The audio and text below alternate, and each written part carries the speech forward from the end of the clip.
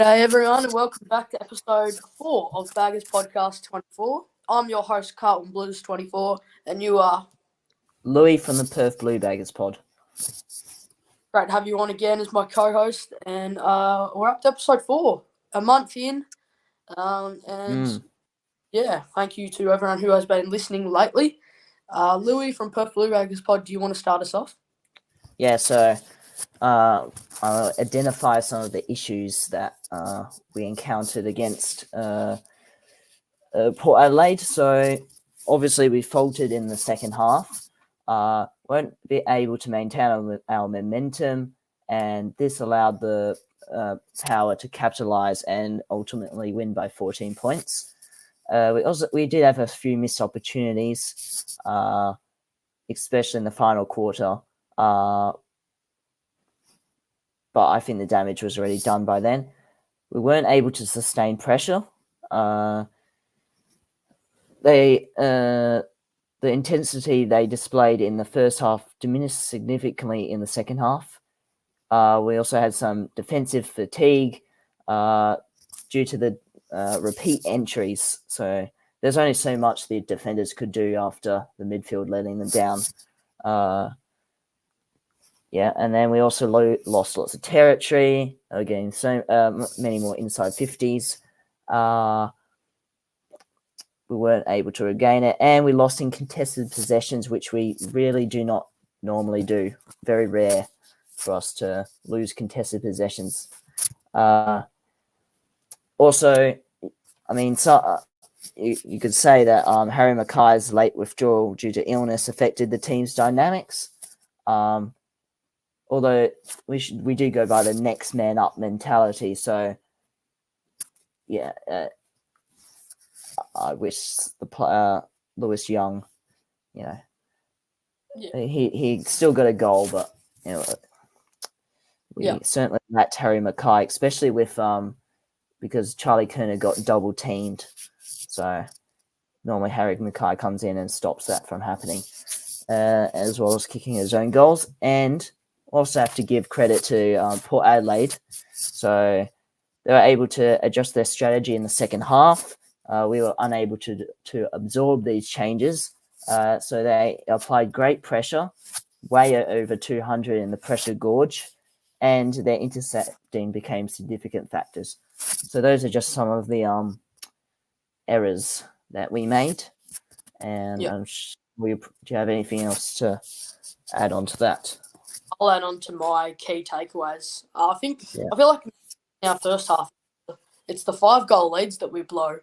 Hopefully it's a pretty easy fix. We just got to stop choking. I mean, 3 out of our last 4 games, we've been up by 5 or more goals and taking our foot right on the accelerator and thinking we've done enough, but we really haven't.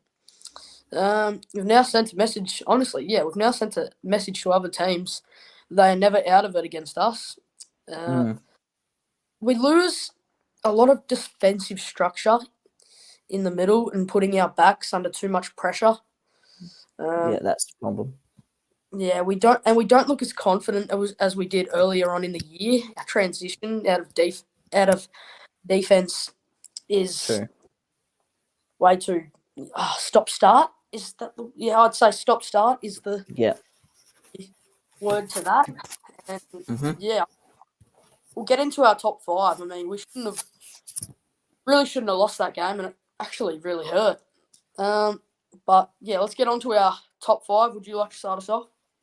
Yeah, so pretty much 5 votes for Charlie Kerner. I don't think you can really say that he doesn't deserve the 5 votes here. He did get 4 coaches' votes. He's the only Blue to get votes from that game. So he also, he really did step up in Mackay's absence. Scored 3 goals before half time. Kept the Power's defence on edge all night and performed admirably, despite being double-teamed by Zert Thatcher and Aaliyah Leah. So he had 19 disposals, 19 kicks, 3 goals, 9 marks, 3 contested marks, 8 score involvements, 6 inside 50s, 1 goal assist, and 547 metres gained. So yeah, Charlie was very good. We have Mitch McGovern for 4 votes. Held up the back line considering the repeat entries, and he had notable defensive efforts in his first game back after a short stint on the sidelines. He had 17 disposals at 88% disposal efficiency, 4 tackles, 7 intercepts, 4 score involvements, 1 goal assist, 560 meters gained, and 9 rebound 50s. So that proves that he's pretty much a rock inside the backline. This time, another defender who was rock solid was Jacob Waring, so 3 votes for him. Yeah, he doesn't need a rest, commentators. Saw someone on Triple M or something like that said that perhaps we should give him a rest after a corking. Why would you give someone a rest who's in great form? So he's staying in the team. We can't afford to have him out. Defensive structure would be abolished if he was out, especially at such a crucial time of the year. So he had 16 disposals, 6 marks, 7 intercepts, 5 rebound 50s, and 11 1%ers. 2 votes, Elijah Hollins, certainly a standout player by quarter time, continues to prove why he's a great pickup. Had a great final quarter trying to secure the win for us, very clutch. He gathered 20 disposals, 6 marks, 4 tackles, and 7 score involvements. And then finally, 1 vote for Matt Kennedy. Chugga made an impact on the scoreboard, playing an offensive role with 2 goals, 1 goal assist, 9 score involvements. He also had 13 disposals and 5 marks. Something I'd like to see Matthew Kennedy. He needs to have a defined role because it's traveling from defense to midfield to forward line. So poor guy doesn't know what he probably is doing half the time going into a match. But it is good to have someone who can who's very versatile. So yeah, I'm very happy with Matt Kennedy's performance, considering he's probably considered on the verge of the best 22 at the start of the year. So Chugga is certainly in our best 22 at the moment. Yeah, definitely agreed there. My top five is a little bit different to yours, actually. I mean, Okay. Number 5, the exact same. I've got Charlie Curnow as my number 5 this week after kicking 3 goals at Port Adelaide. Defenders hanging off him. He answered a few of his recent critics in a good way.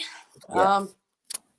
As you mentioned, the 4 coaches' votes played a really good role, obviously, with Mackay's absence. I think he plays probably not better. He plays better with Mackay, but by himself, he plays probably better without him, if that makes sense. But it's obviously always good to have Harry. Yeah, but I'll move on to my number 4, where I got Patrick Cripps as my number 4. Continuation on his strong form proved its point after he had another 25 touches, 8 clearances, and 8 tackles as he eyes off his second Brownlow. Hopefully Cripper can get his second Brownlow. He's worked really hard this year, putting the team on his back multiple times and proving why he is such a great captain and great role model. Deserves it, and he deserves the flag. Yeah, he deserves that premiership medal. So does Sam Doherty. Two most deserved players. 3, George Hewitt is my number 3. We don't know why he dropped. Very important for our team balance. George is really good at tackling. Probably his tackling is probably his biggest aspect of his game. Playing his strong role in the midfield. When Cripper needs to rest, he really stands up and wins out clearances for us, lays some really strong tackles, and helps our 5-minute block without Cripper on the field. Number 2, Sam Walsh gets the 2, even though a quiet one for Walshy, but still a hard, well-played game. Would love to see Walsh get back to his line-breaking best. Obviously, the last probably 3 to 4 weeks, he hasn't had his greatest games, but Walshy's Walshy. He's a freak of nature. He'll be able to work back into his best form coming up to finals. And yeah, number one, where we've got the exact same, Matt Kennedy gets the one, as he played a strong role up forward in Mackay's absence, kicking a few goals and showing his strong self once again. As you said, doesn't know where he's going to play every week, but just goes hard week in, week out, and is probably one of the best contributors to our team, shown maybe in the last month or so, in my opinion. Mm-hmm. But we'll move on to our preview versus Collingwood. Would you like to start us off? Yeah, so you'd think we'd go into it with a bit of a smaller back line against their forward line. They have Dan McStay, so maybe either McGovern or Wiedering will go on him. Then you have, so we'll probably bring in Boyd, and so we'll get into the changes later. And then of course you have Nick Dacos. So you'd assume Alex Cincotta would go into Nick Dacos. Yeah, we do not like Nick Dacos. We do not want him to have that large of an impact. Thank you very much. And well, they're one of their best 400 games for Scott Pendlebury. So they will be come out firing for one of their best ever. So they'll be trying playing their heart out. So it'll be interesting to see how we try and undermine their momentum and their fight come on Saturday. Who else do you have? They have Darcy Moore in the back line. You have Josh Dacos, who has been going on off half back lately. So see if he keeps that positional change. And then you got Bobby Hill and Jamie Elliott, who are very fast, small forwards. And they like to have a good speckies too. So you need to be very watchful for them. So yeah, it should be a good game against the old enemy. We hate them, they hate us. And the rivalry has been as biggest ever lately, I reckon. The passion between the two teams will be on a big show coming on Saturday. So it'll be a great watch, even for non-Carlton or Collingwood fans. I'm sure they'll tune into that over the Port Adelaide-Sydney match. Yeah, definitely. So I'll get into my preview. Carlton versus Collingwood. It doesn't get much bigger than this. The two biggest rivals in AFL history. But if we can't respond against our most hated team, it's not a good sign for the finals. No. That are just away as well. Collingwood had a really good outing against Richmond, and we'll come in with confidence, but we must shut that down. As you said, Cincotta, he should go straight away to Nick Dacos because he had one of his career best games last week. Had 18 disposals in the first quarter, which we cannot let that happen to us. We got to be switched on for the whole quarter. We got whole quarters. Got to play 4 quarters this week. As we know, Pies, when they're at their best, always play 4 quarters, and they never ever give up. Always go until that final siren. We'll get into our players to look out for. I might start off this one. It's pretty much an obvious Nick Dacos. He's the one that could single-handedly put the Pies on his back after what we have seen. He is nearly the most dangerous player in the comp. Wouldn't be surprised if Cincotta goes straight to him, which he should. And he should stay on him the whole game too. Don't want any changing business. The guy prepares for him the whole week, and then he goes and quick change up onto someone else. So how are you meant to, analyze the Nick Dacos' game plans if you don't spend the whole time on him? So, and you don't want a repeat of last game with him to come off and go straight through a pack and kick a goal. So, some consistency for Alex Cincotta's role would be good to see. Yeah, love to see Chink shut him down at least to that 20 to 25 touch game. Yeah. At least that'd be ideal. If he can keep it lower than that, then he is the freak of nature. We want low score involvements, will mean that he's been undermined. So I want to see that. Yeah. Do you want to go over to your players to look out for, or players to look out for? I sort of said that in the preview, but yeah. Let me think if there's anyone else. You got. Well, you probably expect Pendlebury to be given the ball a bit to try and get a goal. Place would probably erupt with a Pendlebury goal. What we want to hear a bit